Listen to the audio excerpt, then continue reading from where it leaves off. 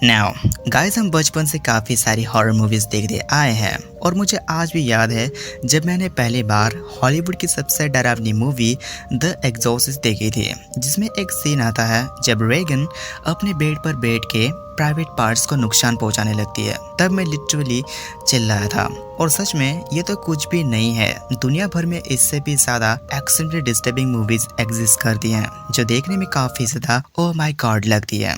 या मैं तुम लोगों के लिए आज कुछ ऐसे ही मूवीज़ लेके आया हूँ। सो वीडियो को तुम लोग एंड तक देखना, बिल्कुल भी स्किप मत करना, बिकॉज अगर तुम लोग स्किप कर दोगे तो वीडियो का पूरा मज़ा ख़राब हो जाएगा। चलो जल्दी से शुरू करते हैं।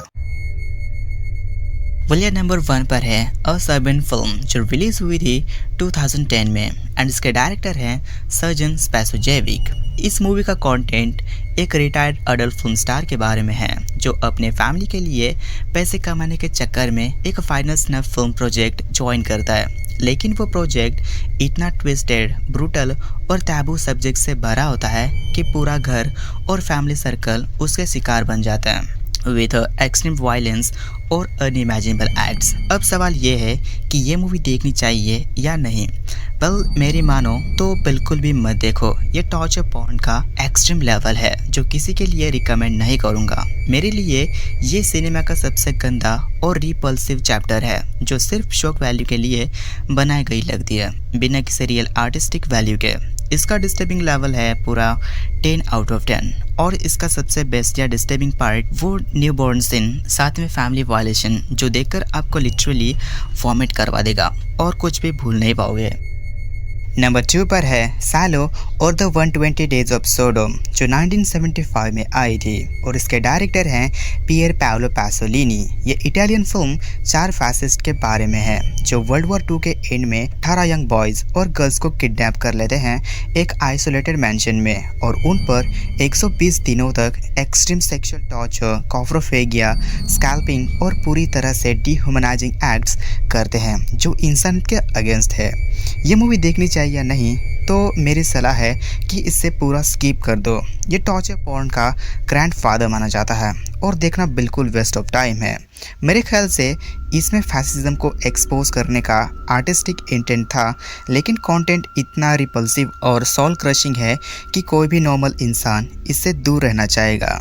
डिस्टर्बिंग लेवल यहाँ भी 10 आउट ऑफ 10 है और सबसे ज़्यादा disturbing part circle of sheet eating sequence के साथ में स्कैल्पिंग सीन्स जो आपके स्टमक को हिलाकर रख देंगे। नंबर 3 पर है मार्टियर्स 2008 की एंड इसके डायरेक्टर हैं पास्कल लोगियर। ये फ्रेंच हॉरर का एक सॉलिड मास्टरपीस माना जाता है। इस मूवी का फॉलोइंग कंटेंट ये है कि एक लड़की अपने चाइल्डहुड फ्रेंड के लिए रिवेंज लेती है जो बचपन में टॉर्चर थी, लेकिन इन्वेस्टिगेशन के दौरान वो एक सीक्रेट कल्ट में फंस जाती है जो मार्टियरडम और एंडलेस फिजिकल सफरिंग के थ्रू आफ्टर लाइफ के राज अनलॉक करना चाहती है विद ब्रूटल फ्लाइंग और पेन के लिमिट्स। ये देखनी चाहिए या नहीं? हाँ, बिल्कुल देख सकते हो। अगर आपके पास स्ट्रॉन्ग स्टमक और फिलोसॉफिकल हॉरर पसंद है तो देख सकते हो। मेरे लिए ये एक पावरफुल फिल्म है जो पेन और एग्जिस्टेंस के कॉन्सेप्ट्स को डीपली एक्सप्लोर करती है और हॉरर जेनर को नई हाइट पे ले जाती है।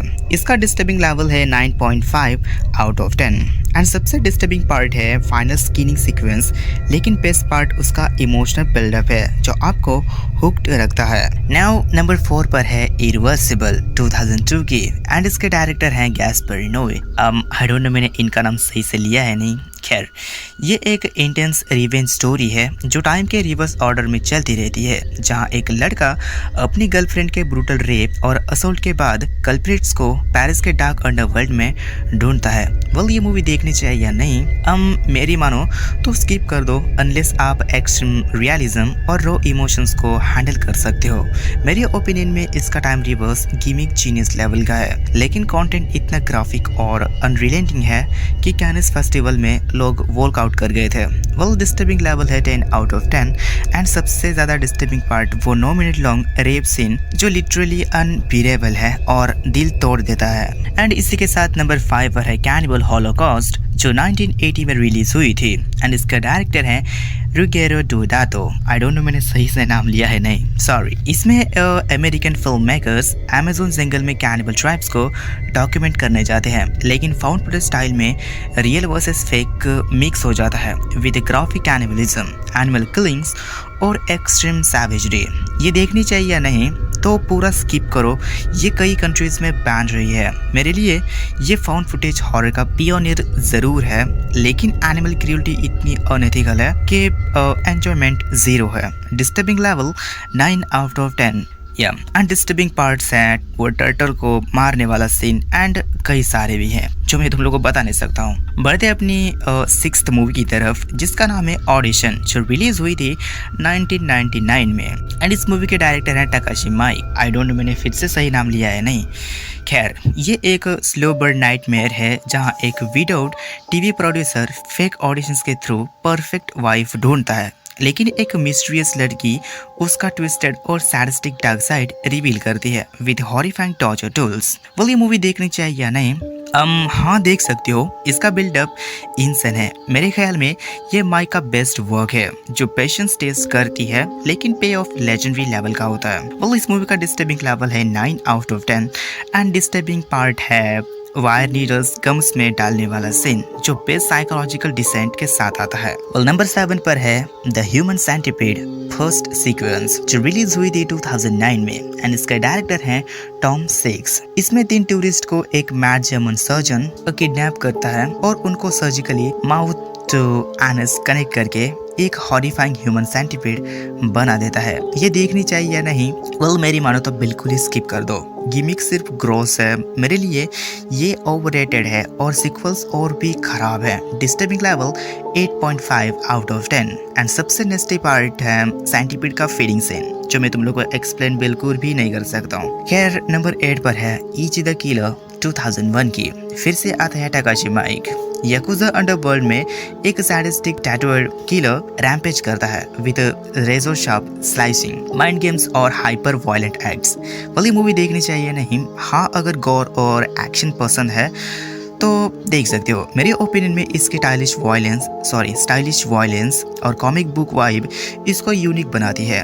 डिस्टर्बिंग लेवल है 9 out of 10। Face feeling scene best है एंड डिस्टर्बिंग भी। बढ़ते हैं 9th मूवी की तरफ, जिसका नाम है एंटी क्राइस्ट, जो रिलीज हुई थी 2009 में। एंड इसका डायरेक्टर है लार्स वॉन ट्रायर। ये कपल अपने बच्चे की ट्रैजिक डेथ के बाद रिमोट कैबिन में ग्रीफ प्रोसेस करते हैं, लेकिन वो सेक्स, मैडनेस और सेल्फ म्यूटिलेशन में फॉक्स डिसएम्बोलमेंट तक पहुंच जाते हैं। देखनी चाहिए नहीं? सेंसिटिव टॉपिक से दूर रहना चाहते हो तो स्किप कर दो, अदरवाइज देख सकते हो। मेरे लिए आर्टिस्टिक है लेकिन थोड़ा प्रिटेंशियस लगता है। डिस्टर्बिंग लेवल है 9 out of 10। Genital scissoring nightmare fuel है।